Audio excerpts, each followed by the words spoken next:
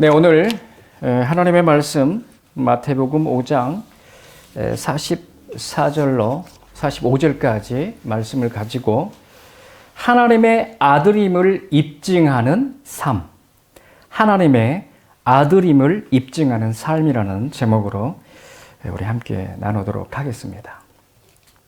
자, 여러분, 제가 2020년 마지막 설교입니다. 원래 마지막 설교 때는 제가 작년에도 드라마틱한 간증을 좀 했었죠. 올해는 그렇게 많이 드라마틱은 안 한데 상당히 많은 오늘 본문에서 나누면서 제가 하나님이 어떻게 역사하셨는지 또 응답된 기도는 무엇인지 여러분과 간증 속에서 나누도록 하겠습니다. 자, 여러분들은 2020년 한 해를 어떻게 사셨습니까? 잘 사셨나요? 2019년보다는 더 나은 한 해였습니까? 네. 적어도 이번 12월 달에는 2020년을 마무리하면서 여러분들이 한번 내 삶을 점검할 필요가 있다. 그래서 세 가지 질문을 해보면 될 것 같아요.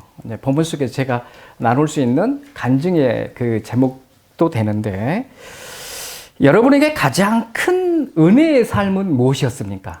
2020년 1월부터 지금 12월 9일까지 오시면서 여러분에게 이게 나에게는 가장 큰 은혜였다라고 하는 그 은혜의 삶은 무엇이었습니까?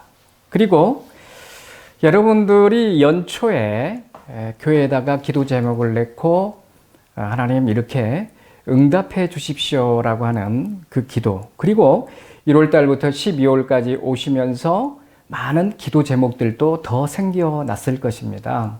이러한 기도 속에 응답되어진 기도 제목들은 무엇이었습니까? 그리고 세 번째, 이렇게 하나님께서는 우리에게 은혜를 주시고 우리에게 응답을 허락해 주셨는데 나는 하나님 앞에 너무도 죄송스럽고 부끄럽고 부족했던 삶은 무엇이었는가? 이렇게 세 가지로 여러분들이 좀 질문을 해봤으면 좋겠어요. 가장 큰 은혜는 무엇이었다? 그리고 하나님이 내게 응답해 주신 것은 이와 같았다. 하나님은 이렇게 신실하시게 나의 모든 삶을 지키시고 보호하시고 인도하셨는데 나는 내 삶의 모습은 너무도 부족한 부분들이 많았다라고 하는 이러한 부분들을 오늘 제 경험을 통해서 좀 나누도록 하겠습니다. 그러나 오늘 본문을 중심으로 먼저 말씀을 나누도록 하겠습니다. 오늘 제목이 하나님의 아들임을 입증하는 삶 세 가지를 오늘 본문을 통해서 나눠보도록 하겠습니다. 여러분들이 하나님의 자녀가 됐는데 내가 하나님의 자녀다는 모습을 나도 인정하고 하나님도 인정할 뿐만 아니라 주변에 있는 모든 세상 사람들이 당신은 진짜 하나님의 자녀야 라고 할 수 있는 그 입증하는 삶 세 가지를 본문을 중심으로 먼저 보도록 하겠습니다. 첫 번째는 하나님의 차별 없는 사랑을 깨달아야 됩니다. 내가 하나님의 아들입니다 라고 하는 삶을 입증하기 위해서는 첫째, 하나님의 차별 없는 사랑을 먼저 깨달아야 된다. 오늘 본문 45절을 보시면 먼저 45절을 볼게요. 이같이 한즉 하늘에 계신 너희 아버지의 아들이 되리니 이는 하나님이 그 해를 악인과 선인에게 비치게 하시며 비를 의로운 자와 불의한 자에게 내리우심이니라. 이렇게 되어 있습니다. 자, 이 본문에 보시면은 너희 아버지의 아들이 되리니 라고 되어 있죠. 이와 같이 한즉 그랬어요. 그러면은 44절 아까 우리가 읽었습니다만은 이웃을 사랑하고 온수를 사랑하고 핍박하는 자를 위해서 기도하게 하면은 이와 같은 삶을 살면 너희 아버지의 아들이 되리니 이렇게 해석하면은 마치 행위 구원으로 뭔가를 하나님의 자녀가 되는 듯한 느낌으로 해석될 수가 있습니다. 그래서 되리니라고 하는 그 단어에 기노마이라는 뜻입니다. 이 말이 내가 앞에서 사랑하고 기도했기 때문에 하나님의 아들이 된 것이 아니라 예수 그리스도를 믿음으로 말미암아 은혜로 내가 하나님의 아들이 되고 자녀가 됐다. 그런데 그렇게 아들이 된 자가 진실로 하나님 앞에 입증할 수 있는 방법, 그 방법이 바로 오늘 제가 나누고자 하는 게 세 가지입니다. 그래서 이 기노마이라고 하는 것은 대리니라고 해석하지 않고 입증하다, 입증되다 라는 뜻입니다. 그러니까 언어를 보지 않으면 마치 우리가 사랑해야 또 기도해야 아들이 되는 듯한 느낌을 받을 수 있죠. 그렇지 않습니다. 그래서 입증하는 겁니다. 이미 하나님의 아들이 되어서 입증하는 건데 그 입증을 하기 위해서는 이는 그랬죠. 45절에. 하나님이 그 해를 악인과 선인에게 비춰주시고 또 비를 의로운 자와 불의한 자에게 동시에 내려주신다는 겁니다. 근데 왜 이거를 우리는 이제 잘못 생각할 수 있죠. 만약에 하나님을 믿는 자들만 햇빛 주시고 하나님의 그 신실한 자녀들에게만 비를 내려주셔서 농사가 잘 되게 하고 이러면 이 세상에 하나님을 안 믿을 자는 하나도 없죠. 그러나 하나님은 이 땅의 모든 백성들이 하나님의 형상으로 지음받은 백성들이기 때문에 그들에게도 동일하게, 악인에도 동일하게, 불의한 자에게도 동일하게 햇빛을 주시고 비를 내려 주십니다. 누가복음 6장 35절, 36절이 이와 관련된 구절인데요. 여기 6장 35절에서 36절 보면은 오직 너희는 온수를 사랑하고 선대하며 아무것도 바라지 말고 구워 주라. 그리하면 그랬죠. 아까는 이와 같이 한즉 그랬는데 여기는 그리하면 너희 상이 클 것이요 또 지극히 높으신 이의 아들이 되리니 그는 은혜를 모르는 자와 악한 자에게도 인자하시니라. 은혜를 모르는 자, 하나님을 알지 못하는 자, 악한 자에게도 하나님의 사랑이 임하고 있다는 것을 볼 수가 있습니다. 이와 같이 이 하나님의 차별 없는 사랑을 우리가 다른 사람들을 향해 알고 나아갈 때 우리가 하나님의 아들로서의 삶을 살아낼 수 있다. 그리고 입증할 수 있다라는 것입니다. 자, 왜 그럴까요? 여러분들 하나님 안에서 하나님 자녀가 되어서 이 땅에 살아가는 많은 성도들이 한번 보세요. 다른 사람들을 향해서 얼마나 비난하고 비판하고 판단하고 정죄합니까? 특별히 정치인들, 종교 지도자들, 교회 그리고 성도들을 향해서 욕하고 비난하고 비판하고 미워하고 저주하는 삶을 왜 그렇게 그런 삶을 살까요? 하나님의 자녀되는 권세를 얻었는데 한 세 가지로 볼 수 있을 것 같아요. 첫째는 나를 향하신 하나님의 사랑에 대한 망각입니다. 하나님이 나를 사랑하시고 구원해 주셨을 뿐만 아니라 하나님이 여전히 나를 사랑하고 계신다는 그 하나님의 사랑을 잊고 살고 있습니다. 배응망덕이죠. 한때는 주여 나 같은 죄인을 구원해 주시니 진실로 감사드립니다. 주님밖에 없습니다. 라고 이렇게 고백했던 그들이 이제 좀 살만하고 그냥 형식적으로 예배드리고 열심히 교회에서 성도로서 집사로서 권사로서 장로로서 나는 잘 섬기고 있잖아 이러면서 그 하나님의 사랑에 대해서 감사와 감격이 없다는 겁니다. 나 같은 죄인 그렇게 생각하면서 나를 태어나게 해주실 뿐만 아니라 나를 용서해 주시고 구원해 주시고 우리 그리스도로 말미암아 하나님의 자녀된 권세를 주시고 또 내가 이렇게 자녀로 살아가지만은 너무도 못된 모습이 있어서 때로는 죄악에 넘어지기도 하지만 하나님은 회개의 기회를 주셔서 다시 하나님의 거룩한 백성으로 삼아 가시니 이 얼마나 감사합니까? 그런데 그 사랑 안에 거하지 못하며 살고 있다는 겁니다. 종교인으로 살고 있는 겁니다. 하나님을 형식적으로 예배하며 살아가는 자들이 많다는 겁니다.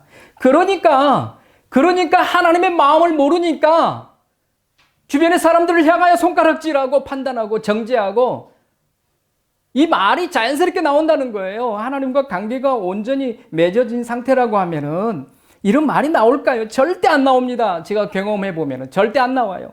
왜? 내 안에 계신 성령 하나님이 임재하고 계시는데 내가 저 사람을 미워하면서 욕하고 저주하고 손가락질한다? 있을 수 없는 일입니다. 절대 있을 수 없는 일이에요. 나를 향하신 그 은혜를 다 잊어버리고 하나님의 그 사랑을 다 잊어버리고 살아가고 있습니다.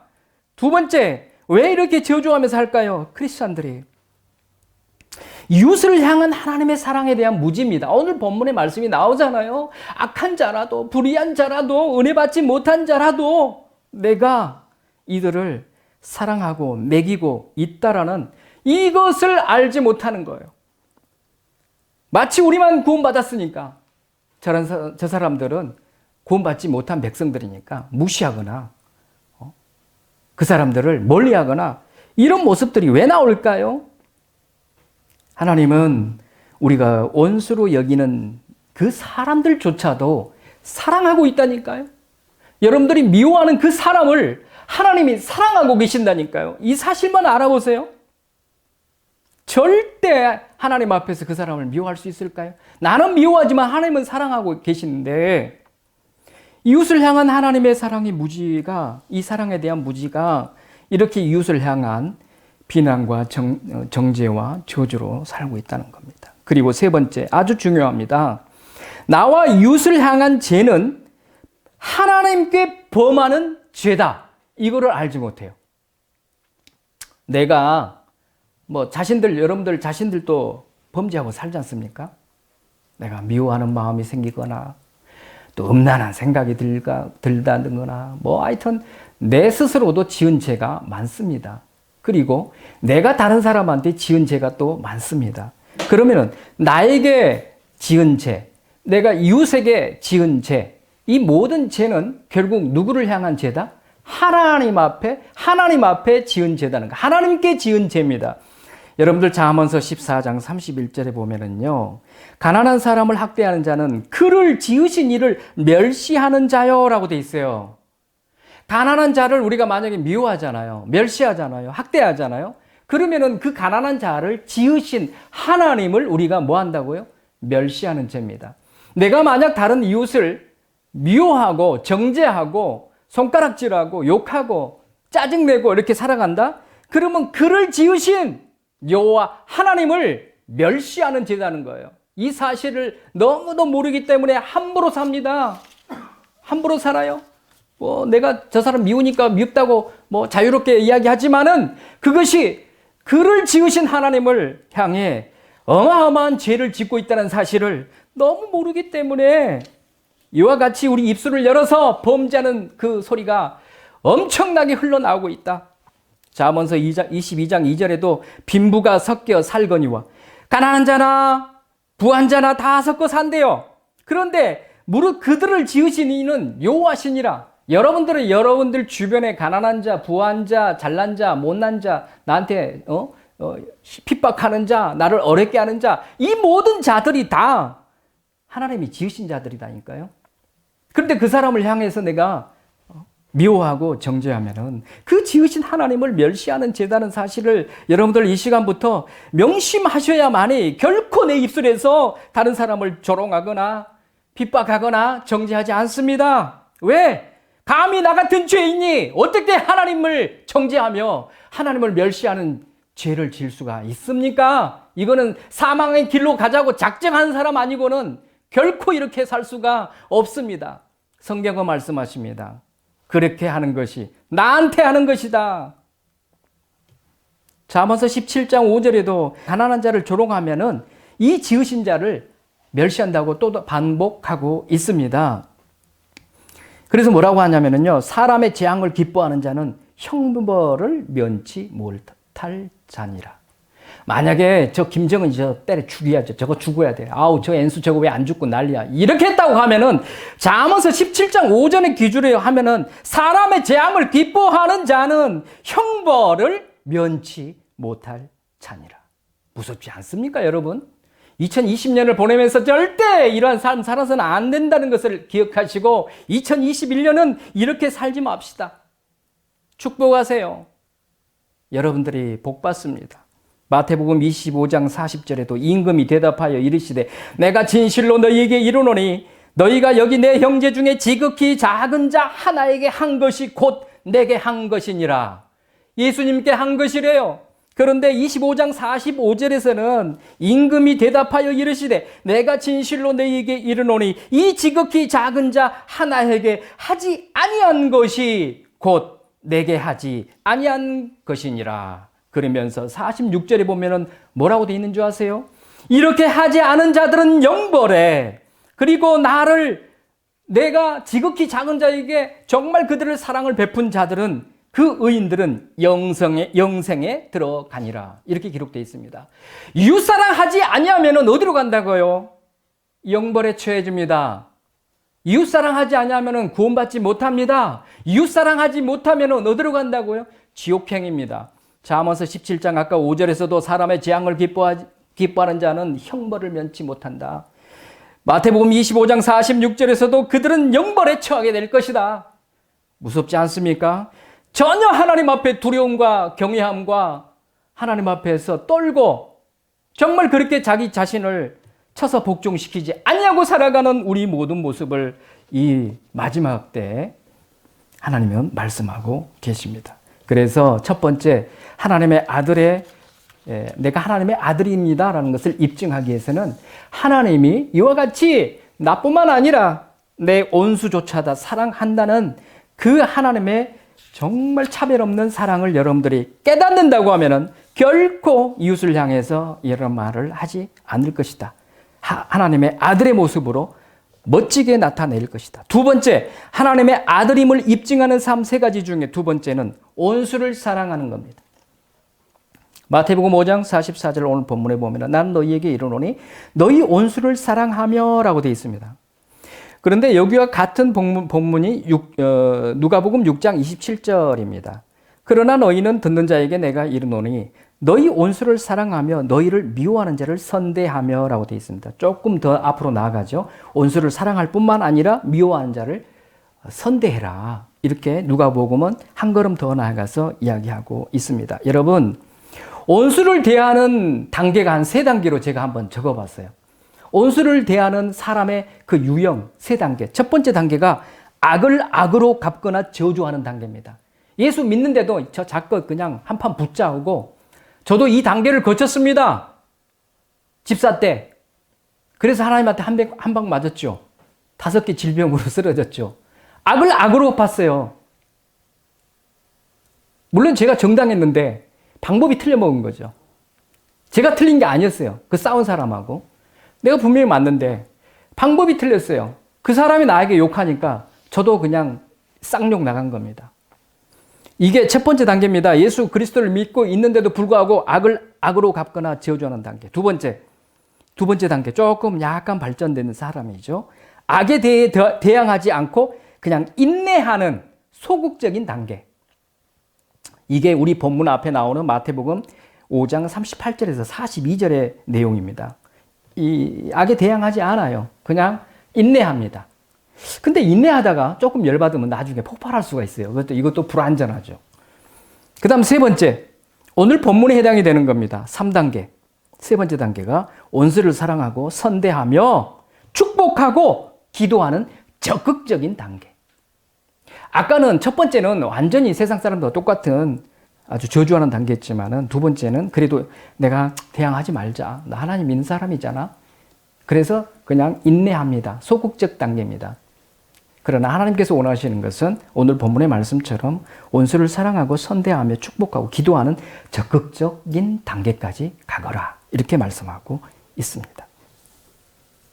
하나님이 이 세 번째 단계까지, 예수님이 이 세 번째 단계까지 그렇게 해야 된다라고 가르치고 있는데 우리 인간적으로 보면 못할 것 같잖아요. 그런데 할 수 있습니다.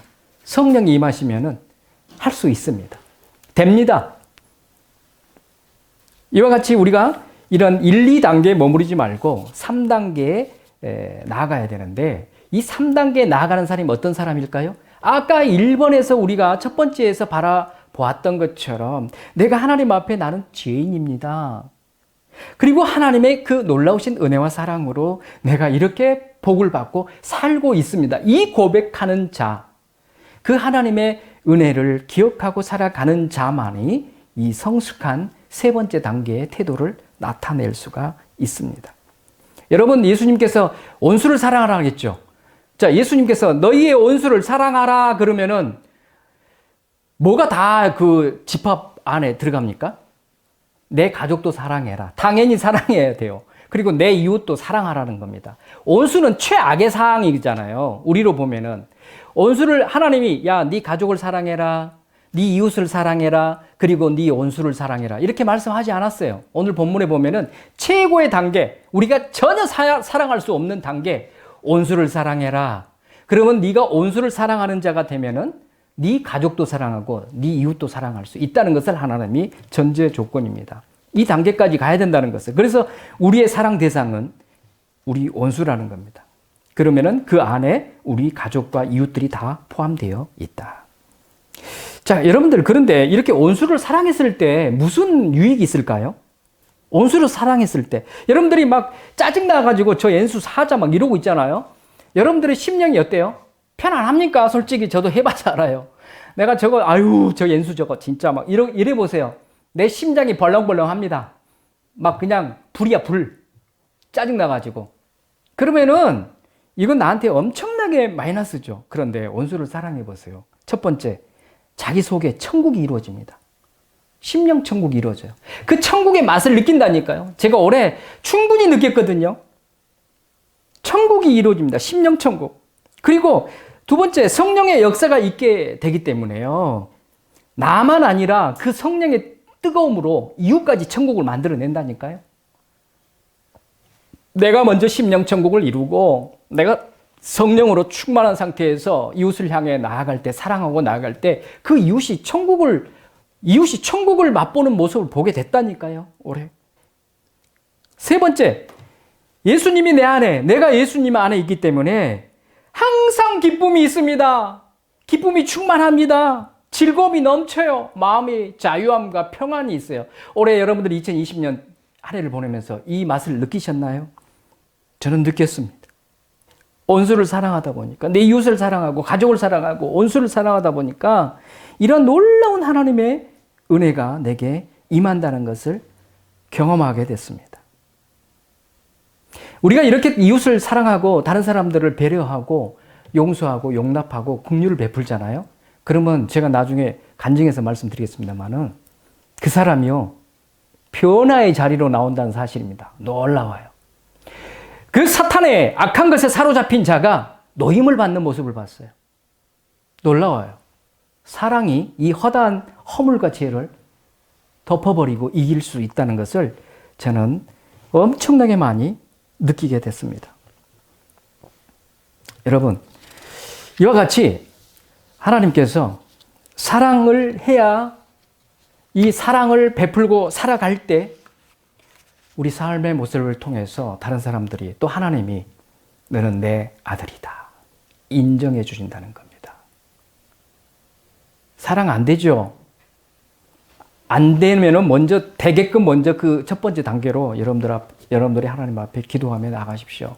하나님의 아까 첫 번째 단계처럼 하나님의 그 차별 없는 그 사랑이 모두에게 내 이웃의 원수에게 임하고 있다. 그리고 나 같은 죄인을 하나님이 구원해 주셨다. 자, 세 번째, 하나님의 아들임을 입증하는 삶 세 가지 중에 세 번째, 핍박하는 자들 위해 기도해라. 아까는 원수를 사랑하라고 그랬죠. 핍박하는 자들 위해 기도해라. 마태복음 5장 44절에 너희를 핍박하는 자를 위하여 기도하라. 누가복음 6장 28절에도 너희를 저주하는 자를 위하여 축복하며 그랬어요. 너희를 모욕하는 자를 위하여 기도하라. 여긴 또 축복까지 하래요. 축복까지. 자, 이 본절에서 지금 두 번째 강령이 나오죠. 44절에서 기도하라고 나옵니다. 그냥 단순히 예수님이 바리새인들이나 서기관이나 사두개인처럼 그냥 말로만 떠들고 야 너희들 사랑해야 돼. 야 너희들 기도해야 돼. 이렇게 가르치신 분이 아니에요. 하나님 되신 분이 이 땅에 내려오셔서 십자가의 그 사랑으로 사랑하는 것을 이렇게 해야 된다. 그 희생적 사랑을 보여주셨고 이제 십자가에서 하나님이여 저들이 하는 것을 알지 못하지 않습니까? 저들을 용서하여 주시옵소서. 자신을 쳐 죽이는 저 사람들을 향해서 실제적으로 중보기도하신 모습을 본을 보이시면서 이 말씀을 하시는 겁니다. 그러니까 예수님은 달라요. 다 경험하시면서 본을 보이시면서 가르치고 계십니다. 이 본을 받아서 한 게 누굽니까? 스데반이죠. 사도행전 7장 60절에 보면은 아버지 저들의 죄를 돌리지 마시옵소서. 저들을 용서해 주십시오. 동일한 기도를 합니다. 그런데 거기 본문에 보면은요, 스데반의 얼굴이 어떻다고 그랬습니까? 천사와 같다겠죠. 아까 그랬죠? 이웃 사랑을 하고 다른 사람을 위해서 사랑을 하고 다른 사람을 위해서 기도하면은요, 심령 천국이 일어난다니까요. 그러니까 스데반이 심령 천국이 일어났으니 그 사람들한테 돌로 맞으면서도 저들의 죄를 용서해 주십시오라고 했을 때 천사의 얼굴 같다. 왜 그럴까요? 그 마음에 천국이 임했던 겁니다. 할렐루야. 저는 진짜 이러고 싶어요. 하나님, 내가 순교를 당하든지 목숨이 다 돼서 끝나든지 하나님, 내가 스데반처럼 이렇게 천국에 완전히 사로잡힌 자, 내 안에 심령 천국이 이루어진 자, 그래서 내가 누구를 향해서 나아갈 때 천사의 얼굴 같다라는 소리를 듣고 싶습니다. 정말 도전하고 싶어요. 이런 모습 되고 싶습니다. 자, 그런데 이 본문과 가장 잘 어울리는 구절이 베드로전서 3장 9절입니다. 베드로전서 3장 9절에는 악을 악으로 욕을 욕으로 갚지 말고 도리어 복을 빌라. 이를 위하여 너희가 부르심을 입었으니. 할렐루야. 야, 보세요. 이런 구절은 너무 멋지지 않습니까? 이를 위하여 너희가 부르심을 입었다. 우리 소명을, 하나님이 우리 부르심을 뭐 때문에?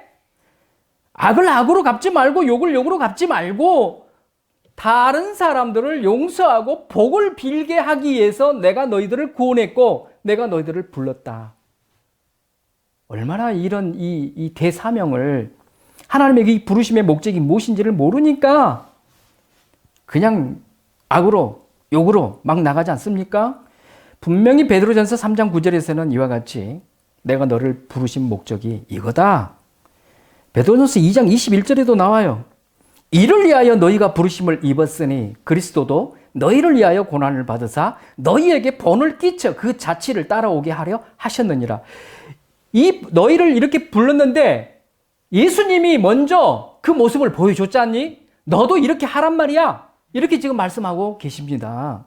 이 베드로전서 2장 21절에 이를 위하여 너희가 부르심을 입었으니 여기는요, 약간 부당하게 우리를 가해를 주는 핍박하는 사람들을 통해서 우리가 고난받을 때 그냥 좀 참아라 라고 하는 아까 소극적인 명령입니다. 그런데 아까 베드로전서 3장 9절에는 이를 위하여 너희가 부르심을 입었으니, 이 똑같은 이야기지만 말씀이지만은 여기는 악을 행하는 자에 대해서 선행을 해야 되는데 보다 적극적으로 해야 된다는 것을 명령하는 겁니다. 약간 차이 있죠. 베드로전서 2장 21절에서는 소극적인 명령이에요. 참아라. 예수님도 십자가에서 또 채찍질하고 할 때 참고 있었지 않니? 참는 단계, 아까 제가 그랬죠. 2단계에 있다고. 그게 참는 소극적 단계예요. 여기서 보면 나오죠. 참는 단계도 여러분들이 통과를 해야 됩니다. 참아야 돼. 막 욕이 나오려고 할 때 참아야 돼. 그게 베드로전서 2장 21절이에요. 그런데 베드로전서 3장 9절에서는 이제 참지 말고 아예 복을 빌어라. 3단계, 적극적인 단계를 보여주고 있습니다. 여러분들 이렇게 참고 또 하나님 앞에 적극적으로 이렇게 축복할 수 있는 이런 성숙한 그리스도인들을 하나님이 지금 찾고 계시고 그렇게 우리를 만들어 가고 계십니다. 그랬을 때 우리는 어떻게 해야 돼요? 참을 뿐만 아니라 축복도 하지만은 그 온수들을 내가 어떻게 해야 돼요? 하나님 앞에 옮겨드려야 됩니다. 하나님 앞에 맡겨드려야 됩니다. 하나님이 하시옵소서. 그러면서 우리는 복을 빌어야 돼요. 어떤 복을 빌어야 됩니까? 만약에 내 온수가 나를 너무너무 힘들게 하는데 내가 어떻게 해야 된다고요? 하나님 앞에 맡겨야 된다는 거예요.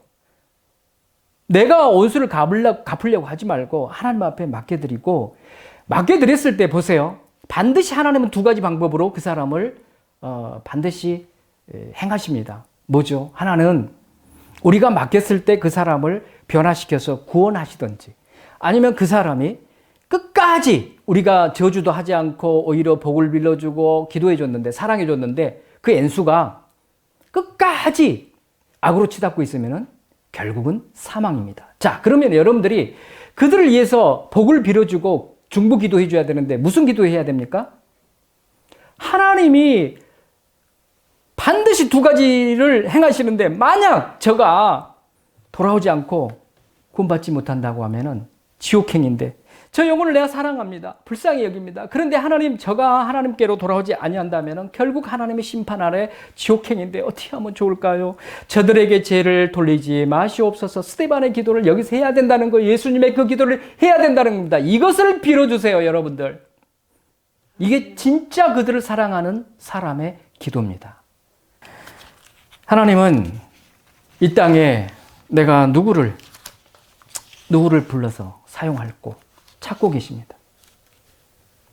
이 세 가지를 알아봤습니다. 여러분들,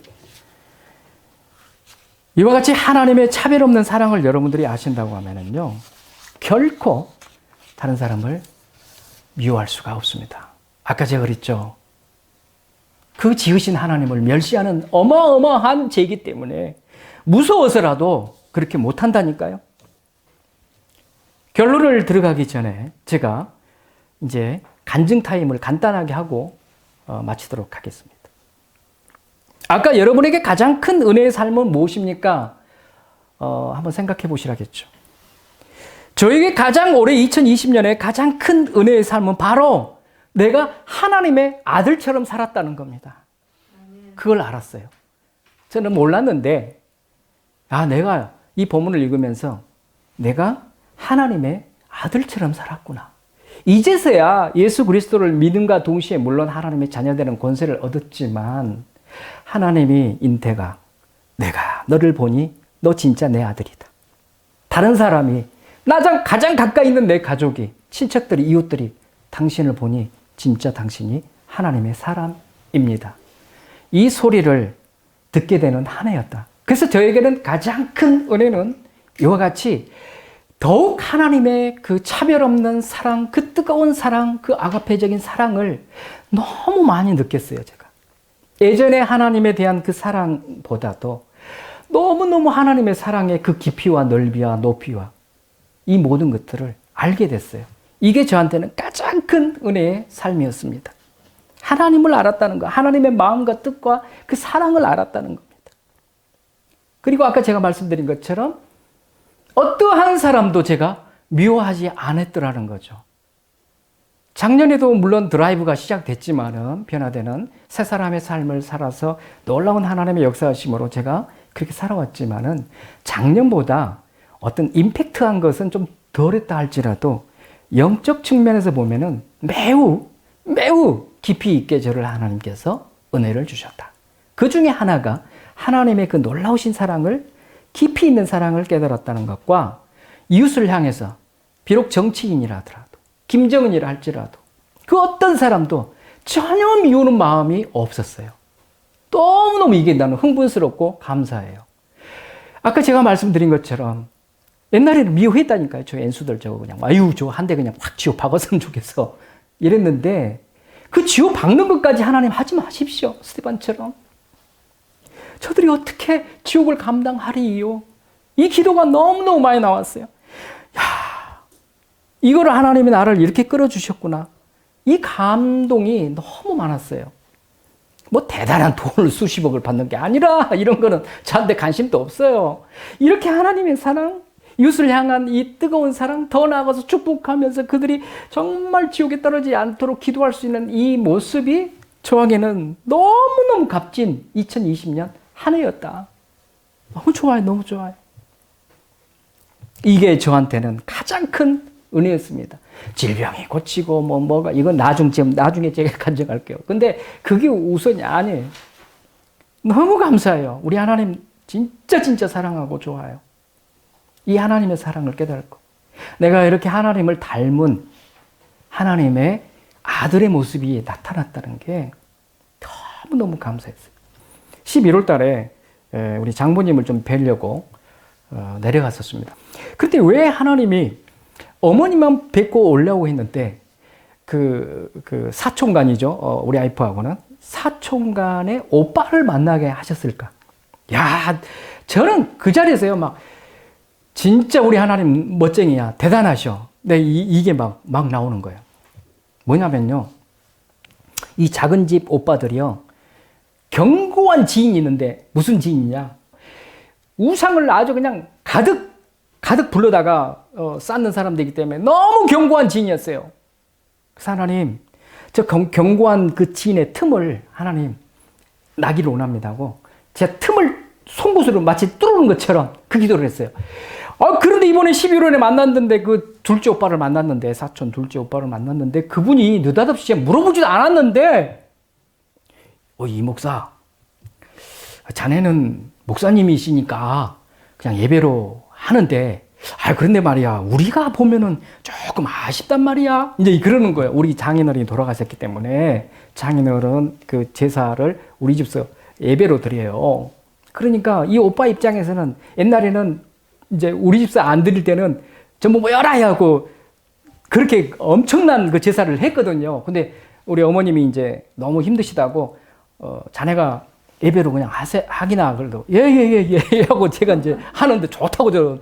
그러니까 시골로 안 내려가도 되고 내가 예배 거기 그 제사에 참석 안 해도 되잖아요. 그러니까 이 양반들은 그 제사를 지내야 되는데 작은 아버님이니까 아이고 이 목사가 그냥 끌고 가가지고는 제사도 안 지내고 맹숭맹숭한 게 이상하다는 거예요. 그러면서 저한테 이제 그날 만나서 길가에서 이렇게 만났는데 이 목사가 그 예배 드리고 좋은데 말이야. 그래도 한 번은 내려와. 뭐 그 제사 날짜는 아니더라도 어머님도 계시고 그럼 내려와야죠 당연히요. 근데 내려올 때 말이야. 그냥 제사는 지내지 말고 그냥 그 한 날을 정해서 그냥 그 산소에 가서 이렇게 묵념하는 정도는 해도 되지 않는가? 그래서 뭐 그런 거는 괜찮습니다. 내가 이제 그랬죠. 그러면서 그가 뭐라고 하냐면은 우리도 말이야 그 제사를 이제 간략하게 하기로 했네. 이런 말 나올 사람이 아니에요. 절대 아니야. 우리가 어떻게 하냐면 말이야. 그 한 열 몇 개가 되는 그 제사를 한 날로 정했네. 그리고 한 날 정해가지고 산소에 가서 하는 것도 아니고 그냥 제사상 차리는 것도 아니고 비 오면은 아이고 그 조상 어르신들 오늘 비 오니까 못 갑니다. 봐주세요. 이렇게 끝낸대요. 우와. 제가 이 소리 듣고 기가 보는 줄 알았어. 절대 그 사람 입에서 이 말이 나올 수 있는 이야기가 아니에요. 나 비 오니까 나 산소에 못 갑니다. 오늘은 저기 제사 없습니다. 자, 우리 기심 어르신들 오지 마세요. 이렇게 한대요. 그래서 형님 진짜 그렇게 하십니까? 그렇게 하고 있다니까 그래. 와, 속으로 할렐루야. 이 경관이 완전히 나는 요만큼만 뚫어지라고 기도했는데 그냥 밑에 문지방을 하나님이 뒤집어 엎어버리셨다. 이런 생각이 딱 들더라고요. 야, 이거 장난 아닙니다. 그냥 그들이 그렇게 했을 것 같아요? 아니에요. 하나님의 마음에 합한 자가 기도할 때는요. 절대 그 기도를 예면하지 않으십니다. 왜? 그 영혼이 구원받아야 되기 때문에. 만약에 그가 계속해서 견고한 지인이 그렇게 간다면은 지옥행이잖아요. 저는 그게 너무 아팠어요. 그 큰 집, 큰 형님들, 작은 형님들 모두 다 기도하는데 하나님 안 돼요 하나님 저들을 어떻게 지옥에 보내요 안 돼요 하나님 막 얼마나 근데 그 소리 듣고 제가 기절을 뻔했다니까요. 자 보세요. 또 하나 엊그저께 우리 형 결혼식 있었죠. 그 아들 고모 돌아가셨을 때 제가 이제 평택에 갔었죠. 근데 그 고모부의 큰아들이 저보다 한 살 어려요. 한 살 어려서 자네 아버님 교회 다니시는데 어머님은 예수 잘 믿고 가셨고 자네는 어떻게 다닌가? 그랬더만 죄송해요 목사님 저 못 나가고 있습니다. 그래요? 그래? 그러면 옛날에 자주 먹던 술 담배는 끊었는가? 그랬더만 아직 못 끊었습니다. 그래? 이거 내 기도 제목이구나 하고 가지고 올라왔죠. 진짜 하나님 이 큰아들이 믿어야 작은 아들 그 밑에 여동생들도 믿게 되는데 하나님 이제 그때부터 이건 내 기도 제목이야. 부르짖기 시작했죠. 담배 술 끊고 하나님 아버님 모시고 교회 나갈 수 있도록 도와주시옵소서. 엄청나게 기도했어요. 근데 이 친구가 왔어. 결혼식장에. 어이구 자네 왔는가? 형님 저 왔습니다. 그래. 만나자마자 어찌 사는가? 잘 지내는가? 그랬더니 예. 어떻게 예수님은 믿고 교회 나가고 있는가? 그랬더니 예. 할렐루야. 그래서 거기서 할렐루야. 사람들 엄청 많은데 할렐루야. 그럼 담배 술은 끊었나? 예. 할렐루야. 이거 얼마나 기분 좋습니까? 이거요, 여러분들 맛봐야 돼요. 근데 그 견고한 진을 무너뜨리고 이렇게 파쇄시켜서 나오게 하고 하는 거는요, 그냥 대충 하나님, 저거 좀 해주세요. 이런 연약한 기도 가지고는 안 됩니다. 정말 그 애절한 가슴을 가지고 가슴을 치면서 안 돼요. 하나님, 저 영혼 나 지옥 못 보내요. 네, 형제들이잖아. 나 못 보내요. 막, 이런 정말 간절한 마음으로 기도해 보세요. 응답이 되어집니다. 어떤 분이, 이 방송이니까 어떤 분이라고 할게요. 저한테 전화를 작정하고 전화했어요. 전화를 했는데 무엇을 작정했냐? 누구를 아예 이제 비난하고 막 열받아갖고 이제 막 퍼붓기해서 이 전화를 딱 받는 순간, 여보세요? 딱 그랬더만 이 목소리가 딱 그 음을 딱 벗고, 완전 열받아갖고 지금 사단에 사로잡혀 있구나. 딱 그걸 캐치하는 순간, 1시간 가까이 통화를 했는데, 하나님, 저 영혼이 너무 지금, 사로잡혀서 너무 복잡스럽고, 지금 난리가 아닙니다. 내가 무엇으로 저 마음을 평안케 할 수 있을까요? 답을 주시옵소서. 내가 이제 들으면서 계속 기도하는 거예요, 저는. 들으면서. 근데 계속 들어주면 계속 열받았고 더 치닫고 나가니까 스톱은 시켜야 되죠. 하나님, 뭔 이야기를 할까요? 딱 하는데 하나님이 마음을 주시더라고요. 그래서 스톱을 시키고 제 이야기를 아주 차분하게 그 입장을 배려하면서 또 저 사람의 그 모습이 왜 그랬는지를 제가 알기 때문에 그것을 아주 하나님 편에서 1시간 동안 정말 최선을 다해서 기도하면서 이야기를 했어요. 끝나고 나면서 뭐라고 한지 아세요? 대판 싸우려고 막 들이대려고 이제 막 열받아갖고 하소연하려고 저한테 막, 나는 맞는데 제가 틀렸다는 식으로 하려고 했는데, 저한테 뭐라고 하냐면요, 목사님이 그분을 위해서 많이 기도해 주세요. 자기는 예수 안 믿으니까 목사님이 꼭 기도해 주셔서 그분이 정말 회복되었으면 좋겠네요. 그분이 그 이야기 할 수 있는 상황이 아니라니까요. 여러분들, 피스메이커가 되셔야 됩니다. 전화를 누군가를 통화하게 하시든지, 술, 담배를 하고 교회를 안 나가고 있다든지, 제사로 견고한 진을 치고 살아가든지, 이 소리를 듣거든 여러분들은 절대 하나님의 아들인 입장에서 그것을 지나치면 아니 됩니다. 하나님은 반드시 그것을 내게 맡겨서 네가 아들이 된 것처럼 저들도 내 아들이 되길 원하노라. 하나님이 원하시고 계신 겁니다. 이렇게 그 사람을 평화로 이끌어 버리니까 너무너무 얼굴이 밝아진 거예요. 결혼식장에서 봤는데 울어요. 싸우려고 했던 사람들이 울어. 두 사람이 싸우려고 했던 사람들이, 야, 우리 하나님 너무 내가 무식한데 이렇게 기도하고 그들을 사랑하고 오히려 축복해주고 하니까 이렇게 들으실까? 놀랍습니다. 이런 하나님을 맛보아 하셔야 돼요. 하나님이 이렇게 역사하고 계시구나. 책임지시면서 모든 것을 이끄시는구나. 아셔야 됩니다. 그래서 하나만 더 이야기할게요. 어떤 사람이라고 표현할게요. 하나님을 믿다가 떠난 지가 약 30년 가까이 되고 중간에 그토록 하나님이 내가 너를 부른다 해서 신실한 권사님들을 붙여서 교회도 나가게 하고 했는데 또 타락해서 점쟁이를 쫓아다니고 있어요. 그래서 엄청나게 제가 기도하는데 죄송한 이야기지만 이런 기도가 나오는 거예요.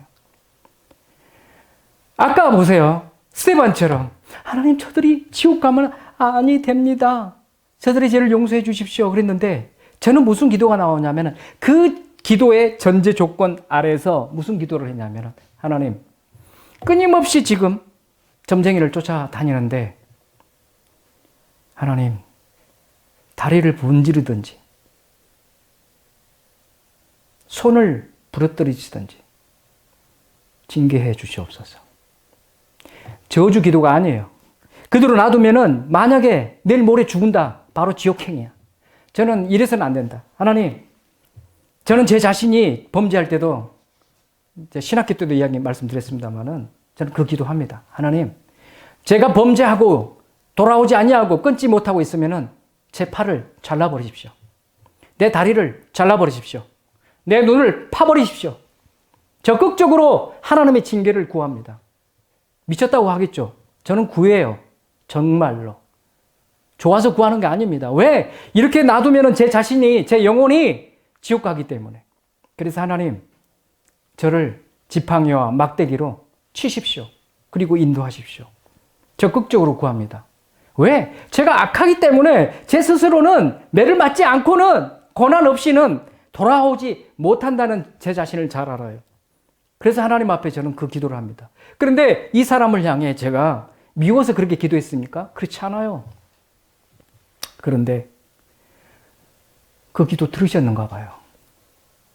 갈비뼈가 부러져가지고 한 달 동안 꼼짝도 못하고 그 남편은 떠난 지 30년인데 허리를 쳐가지고 지팡이 들고 거의 슬뚱말뚱하고 있어요. 제가 그 소리를 딱 듣는 순간 하나님 감사합니다 그랬어요. 슬프죠? 허리가 다쳐서 이제 한 대 맞아가지고 갈비뼈가 부러져가지고 제 기도 때문이라고 저는 믿습니다. 솔직히. 왜? 기도했기 때문에. 그런데 지금 다음 단계 기도를 뭘 하고 있는 줄 아세요? 그 두 분을 위해서. 매만 맞고 그냥 대충 나서가지고 돌아와 버리면은 그 매 맞은 것이 그 영혼들에게 아무런 도움이 안 된다는 거예요. 하나님, 이 고난 가운데 그 갈비뼈가 부러지고 허리가 나가가지고 이 고통 당하는 가운데 30년 전에 그토록 하나님을 뜨겁게 사랑했던 그 하나님 앞에 회개하고 하나님을 찾게 해 주시옵소서. 이 두 번째 단계 기도하고 있어요. 만약 그가 하나님을 찾게 된다면 주여, 이제는 하나님을 떠나지 아니하고 점쟁이 따위 쫓아다니지 아니하고 하나님을 온전히 믿는 자로 만들어 주시옵소서. 3단계 기도 들어가겠죠. 지금 2단계 기도하고 있습니다. 무섭죠? 저도. 그런데 하나님이 제가 그 기도하는 거 아니에요. 성령이 그 감동을 주시는 겁니다. 그래서 기도합니다. 왜? 한 대 맞고 정신 차리고 주께로 회개하고 돌아오기를 바라는 마음으로. 그렇지 않으면은 계속 점쟁이를 쫓아 다니다가 교통사고를 나든지 뭘 나든지 죽을 수 있습니다. 무슨 우리가 90세까지 사는다는 보장이 있습니까? 저도 내일 모레 죽을 수 있어요. 전 죽으면 할렐루야 하고 갈 겁니다. 우리 하나님, 예수님 사랑해요 하고. 언제나 하나님 나 만나기를 기뻐하면서 저는 정말 예수님 사랑해요. 이 뜨거운 사랑으로 주님 앞에 서기를 원하는 마음으로 살고 있습니다. 마무리 짓겠습니다. 이렇게 정말 하나님께서는 저뿐만 아니라 여러분들이 정말 하나님의 사랑을 그 깊이와 넓이와 그 놀라우신 하나님의 그 사랑을 깨달아 알기를 원하십니다. 그 하나님 만나십시오. 하나님의 사랑을 알아야 여러분들이 다른 사람을 사랑할 수가 있습니다. 내가 온수라고 생각하는 사람을 하나님은 사랑하고 계시기 때문에 그렇습니다. 그렇다면 내가 그렇게 그 사람을 미워하는 것이 하나님을 경멸하고 멸시하는 죄인데 감히 인간 따위가 구원받았다고 하더라도 이와 같은 범죄를 만약에 범한다면 살아남을 자가 없습니다. 이 점을 알고 정말 하나님 사랑, 이웃 사랑이 그냥 억지로가 아니라 아까 1단계, 2단계, 3단계 알아봤지만은 소극적 단계가 아니라 적극적인 단계로 왜? 그렇게 했을 때 나도 살아나고 심령천국이 되고 이웃들이 견고한 진이 무너지고 변화되는 놀라운 역사가 일어나기 때문에 적극적으로 할 마음이 생긴단 말이에요. 지금 저한테 야, 너 이제 그만 기도해. 아니요, 하나님 더 할게요. 왜? 지금 다른 사람도 더 지금 돌아올 사람이 많은데 하나님 그만하라면 어떡합니까? 여러분들의 기도가 억지로 해야지, 뭐 5분, 10분 해야지. 나 해줘야지. 무슨 인심 쓰듯이. 아니에요. 하지 말아게도. 그 영혼을 사랑하기 때문에, 아끼기 때문에, 지옥가 안 가기를 원하기 때문에 그 기도를 하게 됩니다. 마무리 짓겠습니다. 여러분, 하나님께서는 우리를 하나님의 형상대로 만드실 뿐만 아니라 하나님의 형상을 가지고 살기를 원하십니다. 그래서 누가복음 6장 36절에도 너희 아버지의 자비로우심 같이 너희도 자비로운 자가 되라. 네가 예수 그리스도를 믿고 하나님의 아들이 되었느냐? 그 아버지 대신 하나님 그 아버지처럼 아들이 살아야 된다. 형상을 입었다면은 그 형상대로, 하나님의 형상대로 살아가기를 하나님은 원하십니다. 예수님을 닮기를 원하십니다. 여러분들, 이렇게 하면은 여러분들한테 무슨 복이 일어납니까? 아까 그 베드로전서 3장 9절에 보면은 이는 그랬죠. 이는 3장 9절 중간에 보면 이는 복을 유업으로 받게 하려 하심이라.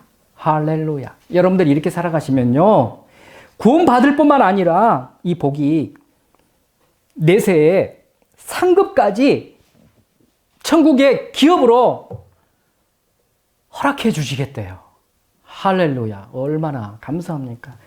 우리는 그냥 이웃사랑해서 하나님의 그 감사에 내가 조금이라도 보탬이 돼야 되겠다, 보답하는 마음으로 이렇게 열정을 가지고 사랑하지만 하나님은 그것도 그냥 공짜가 아니다는 거예요. 이는 우리에게 구원의 복과 내세의 상급을 유업으로 주겠다, 허락해 주십니다. 2020년 여러분 잘 마무리하시고, 제가 시간이 없어서 하나는 뺐어요. 근데 제가 못한 부분이 있어요. 이제 말씀 못 드린 게 시간이 없어서 안 드렸는데, 제가 하나님 앞에 이렇게 하겠습니다라고 했는데 못한 부분이 있어요. 너무 죄송하죠. 그래서 2021년에 다시 도전하려 합니다. 아멘. 여러분들도 잘 마무리 지시고 2021년 정말 하나님의 사람, 하나님의 아들임을 증명하는, 입증하는 당당한 하나님의 거룩한 자녀들 되시기를 간절히 바랍니다.